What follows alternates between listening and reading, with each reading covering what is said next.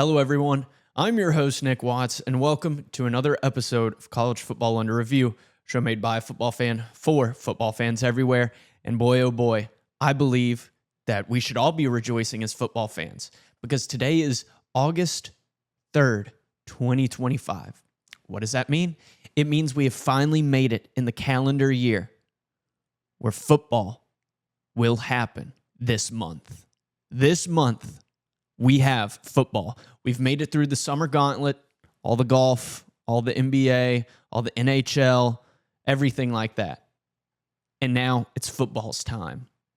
It's that time of the year where it's perfect, it's beautiful, and the world and Saturdays are conjoined into one for a spectacular showing of college football. And celebrating that, we've got another episode for you. Of course we do. And in this episode, we're going with the Big Ten on our deep dive for our conference. So this is the second to last one. Next week, we're doing the SEC. And as always, our show is going to mimic the last three conference previews that we have done. And the Big Ten's a interesting monster because it's not just 10 teams anymore. It's 18 teams. So this was a long week of taking all these teams under review, but the Big Ten definitely has the top dogs and then kind of everyone else. So it's definitely a lopsided kind of tier list, which is weird. But with that being said, we're going to take the Big Ten under review. And kind of after my thoughts on kind of going over this conference as a whole, I think it's safe to say that the Big Ten is unlike any of the past conferences we've gone through based on really how few contenders I personally believe there are and just the size of the league. I think they have to play a 9-team interleague conference schedule because there are 18 teams and they kind of put themselves in this situation.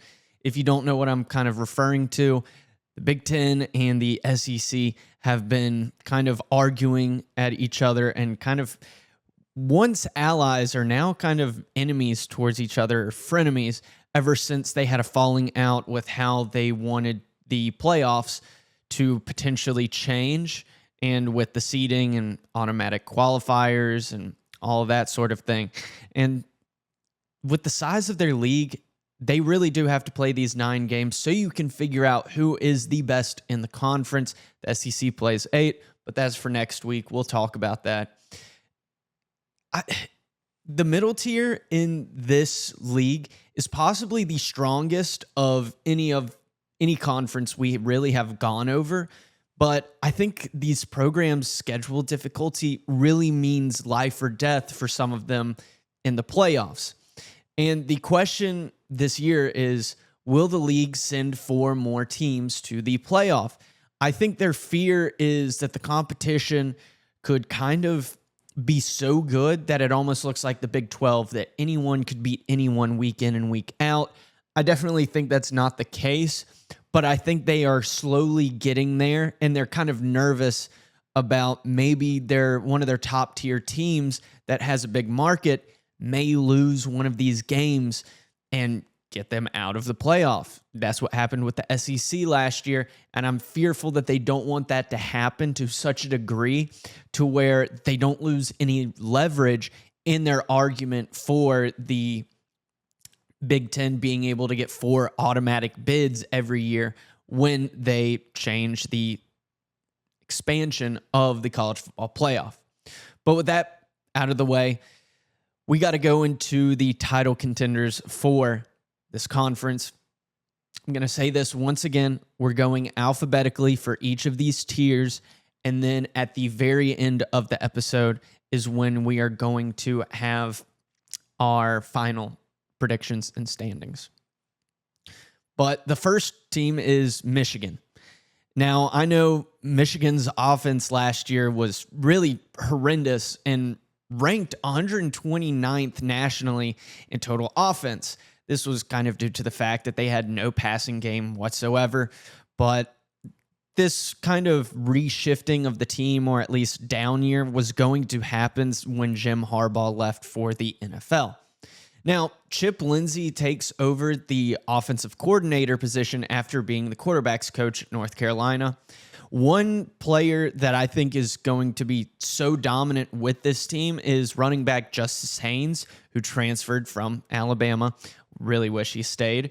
But this should be a strong compliment, especially to freshman quarterback Bryce Underwood, because it gives him the ability to allow the run game to continue on while he gets comfortable in this. And Justice Haynes is going to fit so well in that offense and being able to dominate the run game for him when he's still trying to get used to being the starting quarterback. Now, even though the defense had lost some key players to the draft, their depth is still there. It's one of the stronger ones in the league, in my opinion.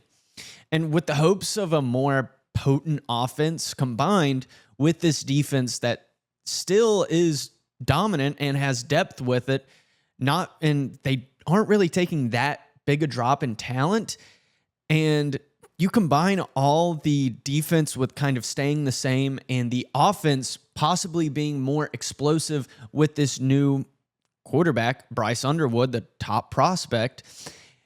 Their schedule in front of them gives them a great path to the Big Ten title because it's not as hard as it has been in past years. So that's kind of why I have them as this title contender, even though last year they did not look like it. I think they're just going to jump up so much in talent and at least on offense and kind of keep their defense the same dominant force as we typically see it, with Sherrone Moore kind of being more of a defensive-minded guy. And what is interesting is that Sherrone Moore is going to be taking a 2-game suspension, not weeks 1 and 2 when they have to play Oklahoma, but weeks 3 and 4, which is just it's stupid, in my opinion. It's stupid. But next is, of course, it has to be, you kind of have to respect them. Ohio State, after coming off a national championship, the Buckeyes are going to have a much bigger target on their back and will attempt to keep the standard that they have had with Ryan Day. With quarterback Julian Sayin, I think that he is going to be the starting quarterback when it comes down to it. I personally would put him there and let him show you why he should have the starting role. If he makes a mistake, then put in quarterback 2. But I definitely think that Ohio State looks a little bit weaker than they usually do just because they had so many defensive players leave. Yet the wide receiver room is still one of the best in the country, and running back Peoples, as you know, the transfer in, he'll really need to play well to keep this offense balanced. And this is another situation of a freshman quarterback coming in. So it'd be really fun to see if Julian Sayin and Bryce Underwood actually do play each other in the game at the end of the year. When you say the game, I'm talking about the Ohio State-Michigan rivalry.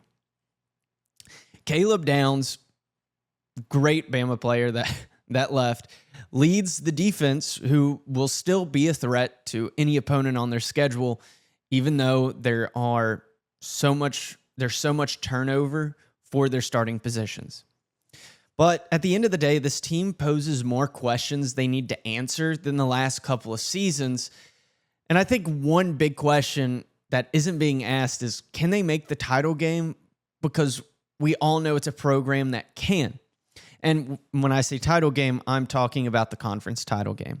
I think they're definitely going to be in contention, and they should be dominant. I think Ryan Day, after winning that national championship, gets the monkey off his back, and he's able to run the program how he wants to in full confidence, and he has gifted himself so much fanfare and praise from the Ohio State faithful that he may take more risks than he usually does, and those risks with kind of a lesser team than last year, could get him in the Big Ten title race. And I'm saying, yeah, it's not as good of a team, but the team last year won the national championship. So out of respect, I have them as a title contender for this league. And next is Oregon. Oregon has quarterback Dante Moore, who, in my opinion, looks ready to take over, and a lot of coaching staff has given him praise. Dan Lanning's offense is continuously going to be loaded with talent to help Dante Moore make this transition to the starting quarterback, as he spent last year behind Dylan Gabriel, and he was able to learn the system, as the coaches say. Now, they have Tulane transfer running back McKee Hughes, who should continue to dominate defenses, and this combined with the wide receiver room will definitely continue to be explosive, in my opinion. The only worry is the offensive line adding a lot of transfer players, but with the beginning of the schedule being fairly easy, they should be set for by the time league play rolls around. Oregon lost a lot of players on defense, with their linebackers and edge rushers looking to be the more dominant force in that defensive unit. The team's ceiling, I feel like, isn't as high as it was last season after they had an undefeated season, and at least undefeated regular season, and won the Big Ten their first year in it. Dan Lanning has shown his teams will always be competing for a league championship, and that's why I have them here. They are going to continuously be a threat to these other Big Ten teams, and Dan Lanning is one of the young, new generation coaching minds that definitely has a grip on how the world of college football is progressing. And the last team should be no shock that it's Penn State. Penn State has always been that team just out of reach for a Big Ten championship or a national championship. It's really no shock. The only reason he had a chance at the national championship, and I'm talking about James Franklin, is that he had an easy road to get there in the playoffs. He played SMU at home, and he played Boise State. And he choked the Notre Dame game to go to the national championship game. But their quarterback, Drew Aller, who seemed like one of the better quarterback prospects possibly in last year's draft, decided to hold off a year and stay at Penn State. I think he is competent and easily a consistent threat with his arm. And to fully show that, they finally brought in wide receiver transfers to help him out. Last season, he didn't really have the deep threat that he wanted. He had to rely on his tight end way too much. Now, with that, the offense is going to be one of the most complete in the league and nation, with talent and veteran experience found everywhere on the offensive side of the ball. The same can easily be said about the defense, with NFL talent within the entire unit, and new defensive coordinator Jim Knowles, who just won a national championship with Ohio State, kind of looks to be the puppet master of this chessboard, with great pieces to stagger opposing offenses. If James Franklin simply can't do it this year, then when can he win? As this is their year, as everyone's kind of saying, to have the best chance to win it all. And when we're looking at these four teams, I think Penn State has the most to prove.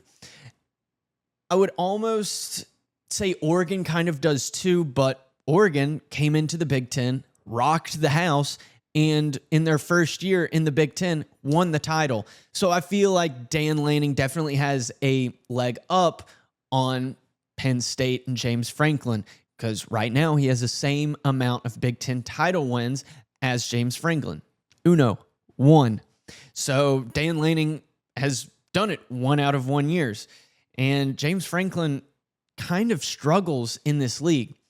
It really just feels like it has to be the year for Penn State to win the Big Ten and make the playoffs, but ultimately make it to the national championship game. It definitely feels like a national championship or bust type of season with how much they have put into this team and faith in James Franklin, not only in players that they got in the transfer portal, but also coaches that they got to help those players.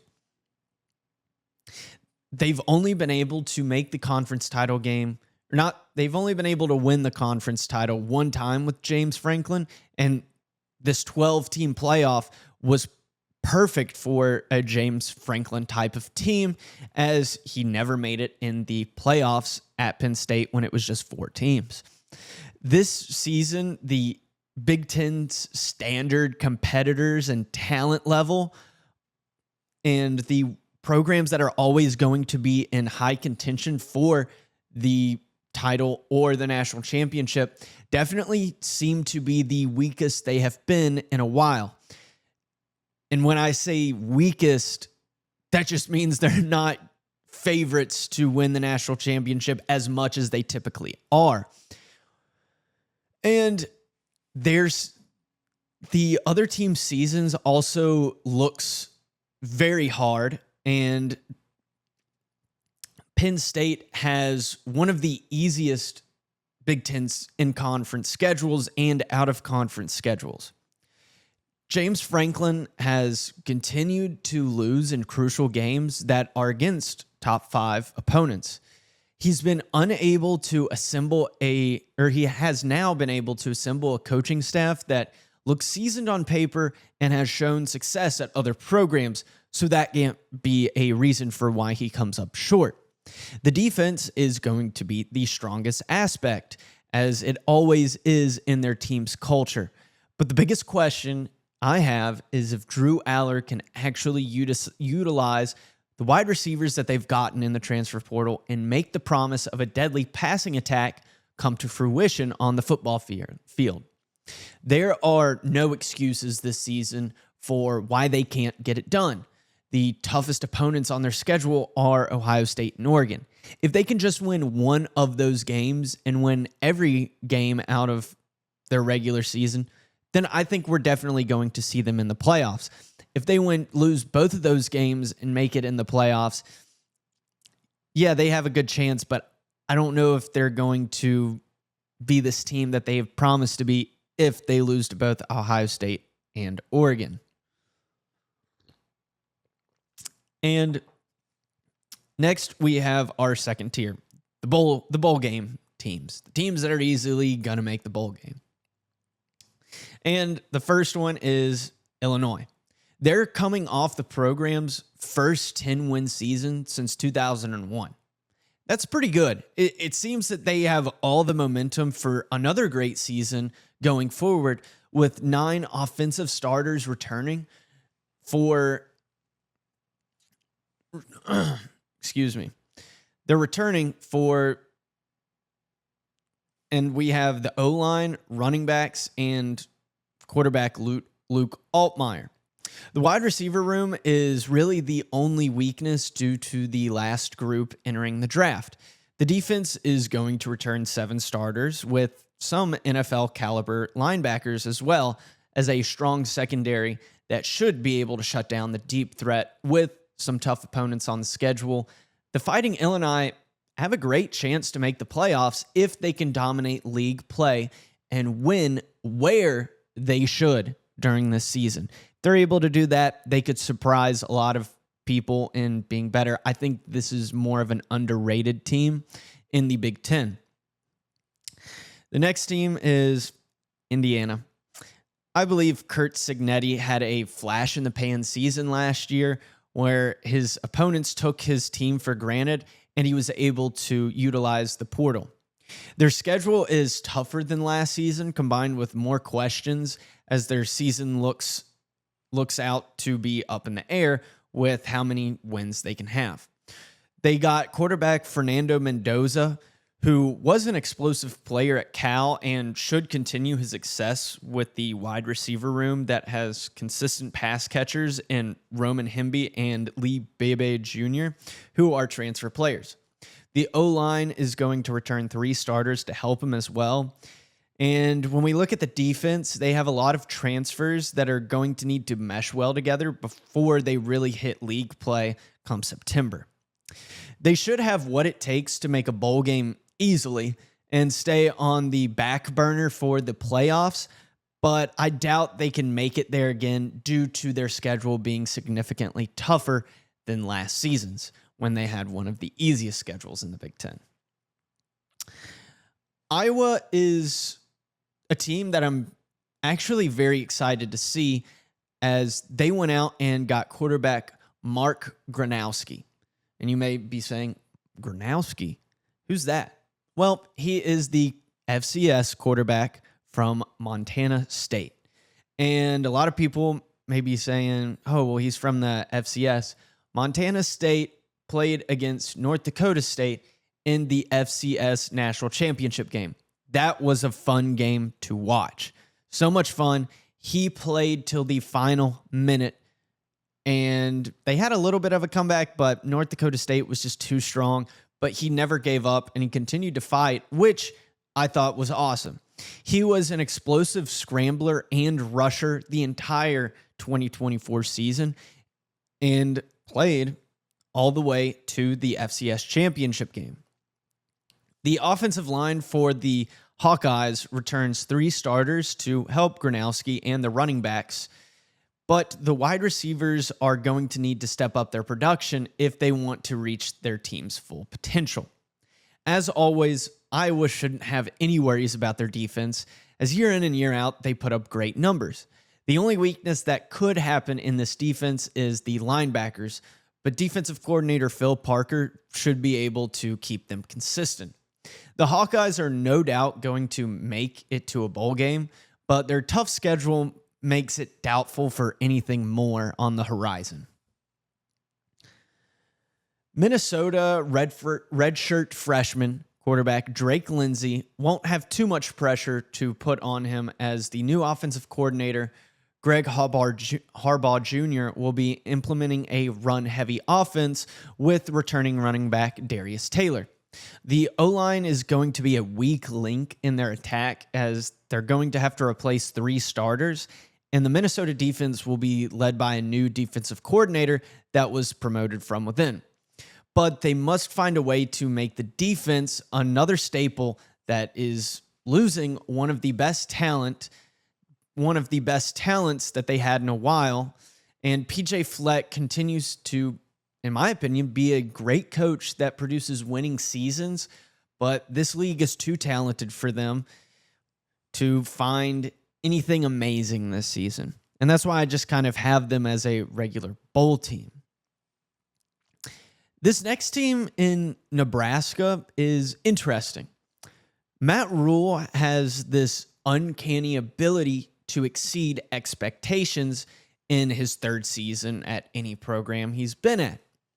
Things may look to be in that direction too for him at Nebraska this season. Dylan Raiola will hopefully be worried more about his production on offense and improving this season than his Patrick Mahomes impersonation on the sideline. They are moving away from the air raid offense in hopes to generate a more complete offense on paper. This offensive line looks to be a highlight to lead this offense, which is something they need in this defensive-heavy league that has strong pass attackers. The defense is going to have a strong safety core combined with a new defensive coordinator, attempting to keep their red zone defense a staple in stopping offenses from scoring. With veterans returning and the transfer portal adding depth, they are guaranteed to make a bowl game easily and maybe a league title as a dark horse if the 3rd-year rule continues to work. See what I did there? But this is a team that I almost, and call me crazy, I almost put them in the league title contender tier because, I don't know, Matt Rule in his 3rd year just has the ability to have a double-digit win season and just come out of nowhere and light everyone up in the scoreboard.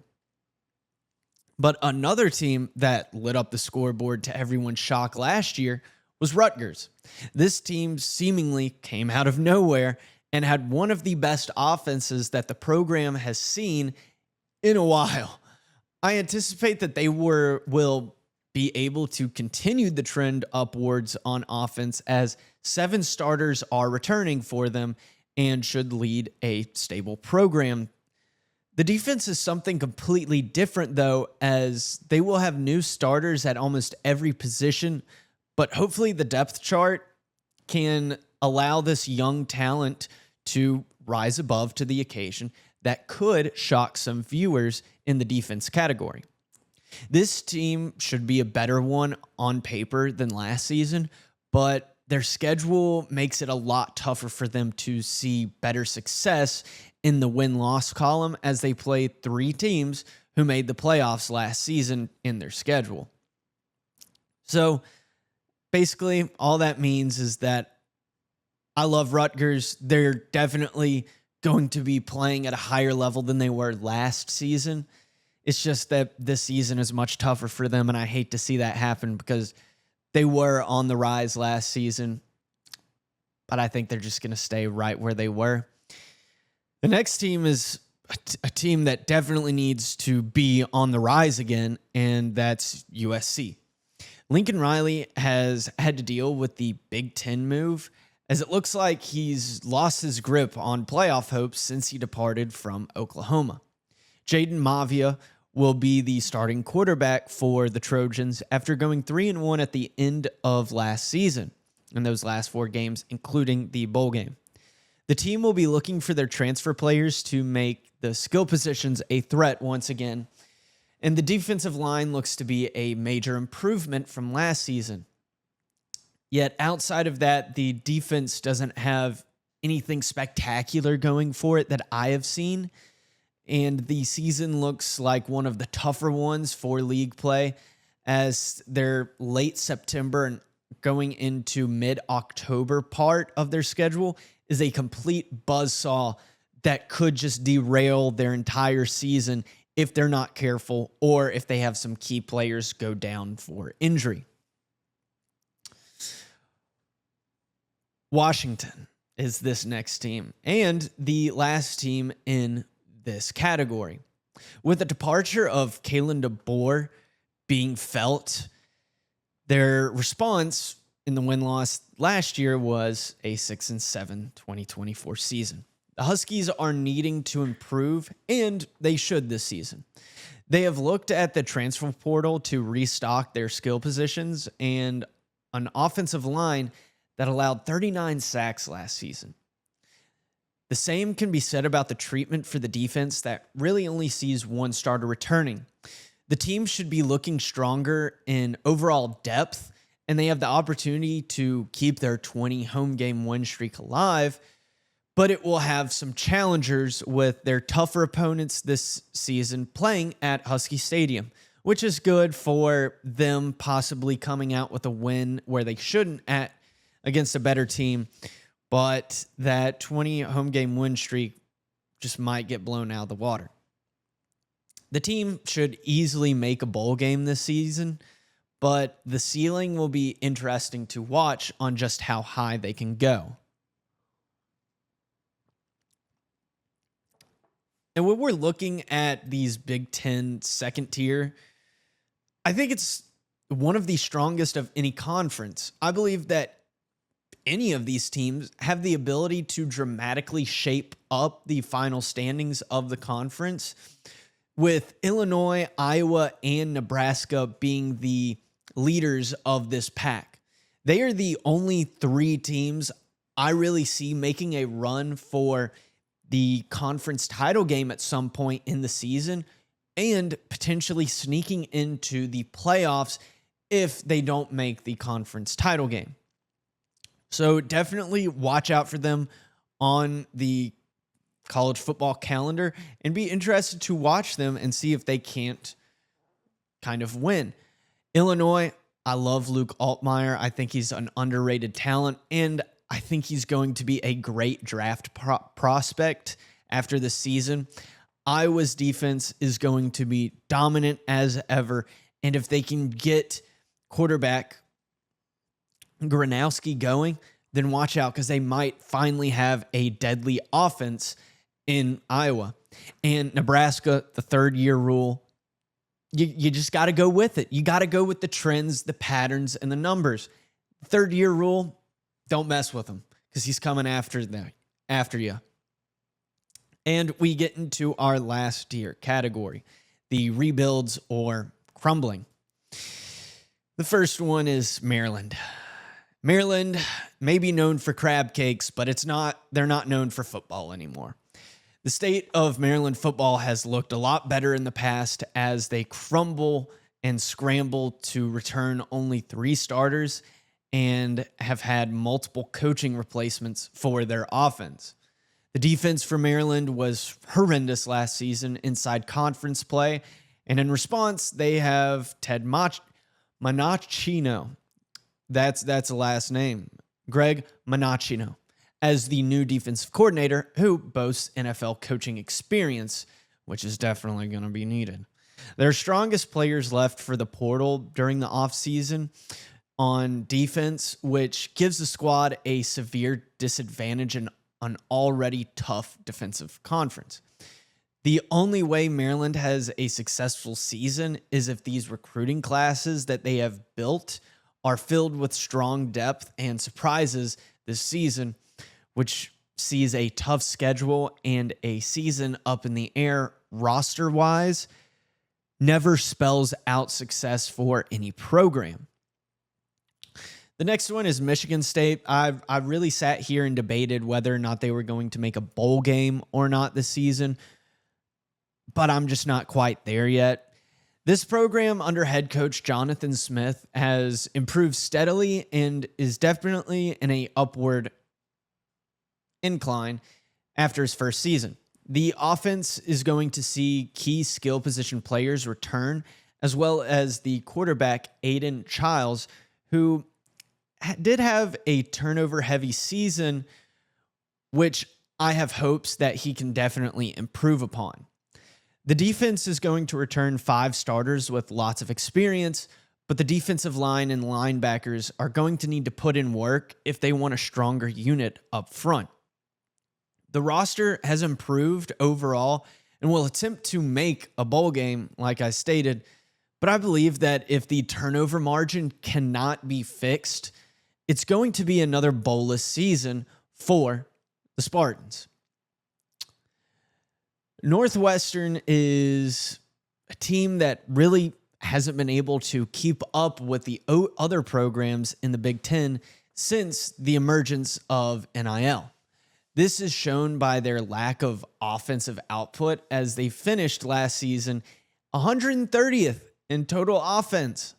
The reaction to this seems positive, though, as they were able to get SMU transfer quarterback Preston Stone, who has in the past been able to put up great numbers.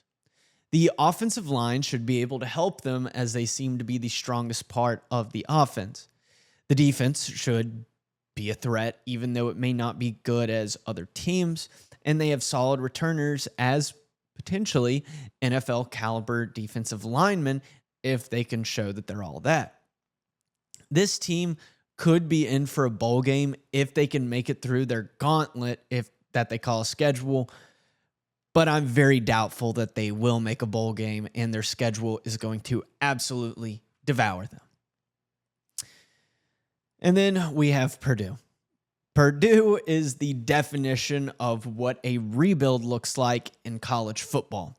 Head coach Barry Odom's first season has the privilege of having 1 returning starter out of his roster of 22. Using the transfer portal to find competent offensive linemen and wide receivers was top priority this offseason. The defense also sees portal players at virtually every position, and the middle of the field should be their biggest weakness, as 10 defensive backs left in the portal over the offseason.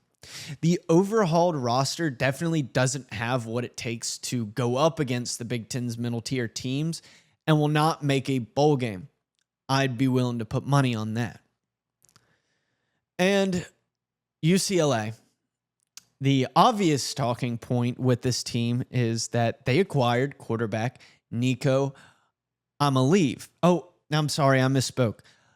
Lamaliava, who left Tennessee over a pay argument. This immediately puts a sour taste in my mouth personally, as I think it sets him up to fail in the locker room and garner the respect from his teammates if things start to go sour and turn worse for this UCLA program. Got to get some water.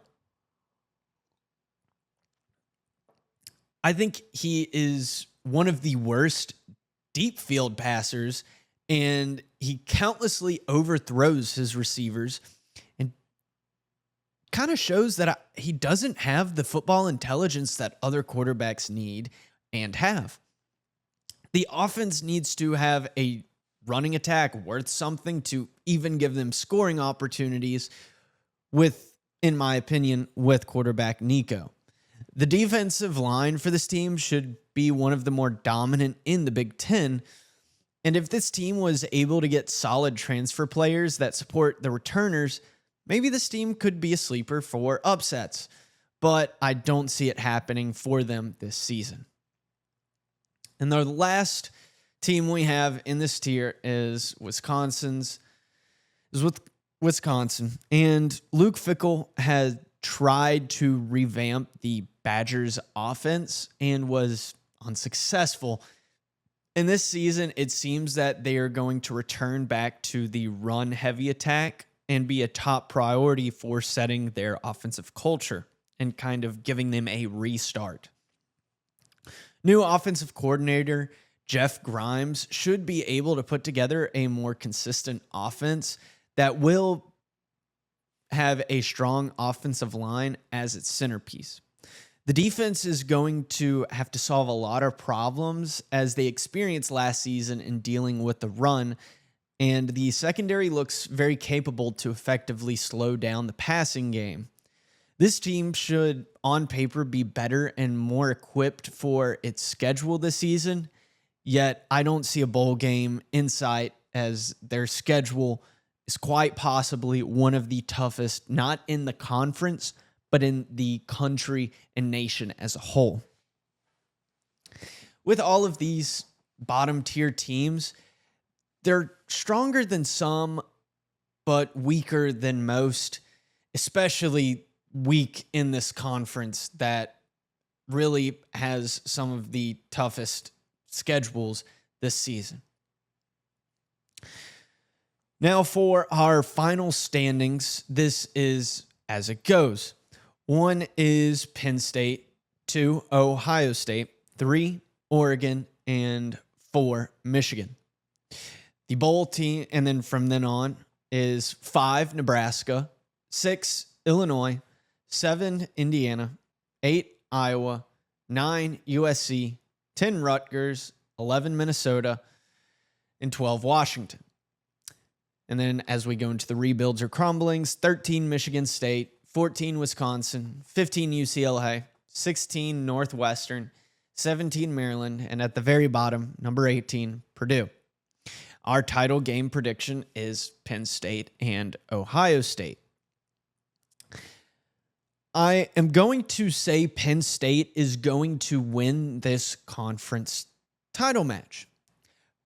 Yet I have one stipulation on it. If they play Ohio State or anyone else in this title match, and that team is in the AP or college football playoff rankings as a top 5 team, and Penn State is or isn't, it doesn't matter what Penn State's ranking is. If they get in this game and they are going against a top 5 opponent, I'd put money that Penn State finds a way to choke the Big Ten title match away. If not, then I think that James Franklin will win the Big Ten. And Nebraska is definitely going to be a dark horse. I mean, it's the third rule. You got to obey it. And that's what I'm doing. Outside of that, I think that these top 4 teams, Penn State, Ohio State, Oregon, Michigan, Nebraska, and Illinois, are the only ones in this list that have a very strong chance to make the playoff as a just to get a bid as a top team.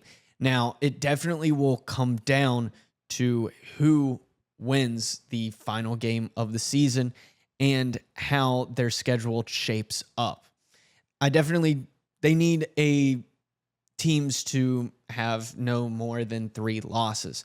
And in this year's Big Ten, don't be shocked if more 3-loss teams emerge and they are in the same situation the SEC found themselves in last season with 3 teams that argued that they had a shot and should have been in the playoffs, but didn't because they had 3 losses. So that has been our Big Ten Conference Deep Dive. Next week, we have the last conference deep dive, and that is of the SEC. It just means more to them. And then once that SEC deep dive is over, that is the end of our conference deep dives. And the week before college football starts, we are giving our final predictions on what we think the playoffs will be, our national championship team, and how the playoffs will shape out, as well as our Heisman outlook. And we will also put on the screen all of our final conference standing predictions. Well, I want to thank all of you for tuning in to this episode. I'm Nick Watts, and we'll see you next time when we take more college football under review.